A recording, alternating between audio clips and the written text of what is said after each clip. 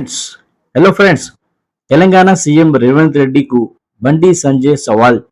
చలో మీరు రాండి, నేను కూడా వస్తా. ఏ గ్రామానికి పోదాం, ఏ గ్రామానికైనా పోదాం. 2500 రూపాయలు మాకు ఇస్తున్నారు అని చెప్పి ఒక్క మహిళతో చెప్పిస్తే చలో నేను రాజీనామా చేస్తా. నువ్వు రాజీనామా చేస్తావా?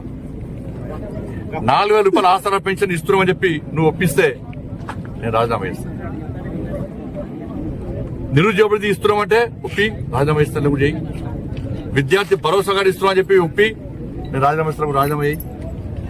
రైతులకు నువ్వు ఇస్తాన 15,000 రూపాయలు రైతు భరోసా ఇస్తున్నట్టు ప్రూవ్ చేయి. 12 ఎందుకు ఇచ్చినావు మరి? 3,000 మరి అవి 5 ఎకరానికి ఎందుకు ఇస్తున్నావు? ఎకరానికి ఎందుకు ఇస్తున్నావు? 2 ఇష్టంలో తిరిగే కొట్టినావు. రైతు కుళ్ళకు 12,000 ఇస్తున్నా చెప్పి ప్రూవ్ చేయి, రాజీనామా ఇస్తాను. ఇన్ని అబద్దాలు ఆడి దీనికి ముఖ్యమంత్రి గారు సిద్ధమా? నేను రెడీ. నేను 6 గ్యారెంటీలు అమలు చేయాలని ప్రూవ్ చేస్తా. నేను ప్రూవ్ చేయనంటే నేను రాజీనామా చేస్తా. నువ్వు ప్రూవ్ చేస్తావు నువ్వు లేవు రాజీనామా. నువ్వు ప్రూవ్ చేస్తే నేను రాజీనామా చేస్తా, నేను ప్రూవ్ చేస్తే నువ్వు రాజీనామా. దీనికి సిద్ధమా రాష్ట్ర ముఖ్యమంత్రి గారు? ఇది ఎవరు ముందు జరగాలి? కేరళం నుంచి మీడియా నువ్వు రప్పిస్తావా, నేను రప్పియానా? కేరళం నుంచి మీడియాను నువ్వు రప్పిస్తావా, నేను రప్పియానా? దానికి సిద్ధమా నువ్వు చెప్పు.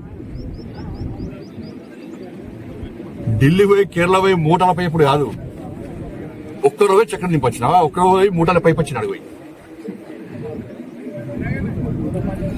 ఈడ పైసలు రైతులకు రైతు భరోసా వేయడానికి 5 ఎకరానికి అయినా పనిచేయదు, 1 ఎకరానికి ఇస్తావు.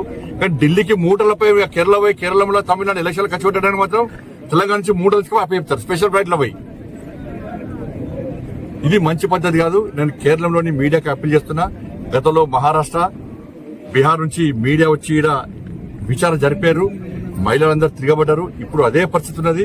ఇలా కేరళం నుంచి మీడియా వచ్చి వాస్తవాలు తెలిపి ఇవాళ కాంగ్రెస్ పార్టీ ఒక బండారాన్ని కేరళంలో బయటపెట్టాల్సిందిగా అక్కడ మీడియా విజ్ఞప్తి చేస్తున్నా. నా సవాల్కు రాష్ట్ర ముఖ్యమంత్రి సిద్ధమా చెప్పాల్సిందిగా నేను ముఖ్యమంత్రి గారు సవాల్ చేస్తున్నా.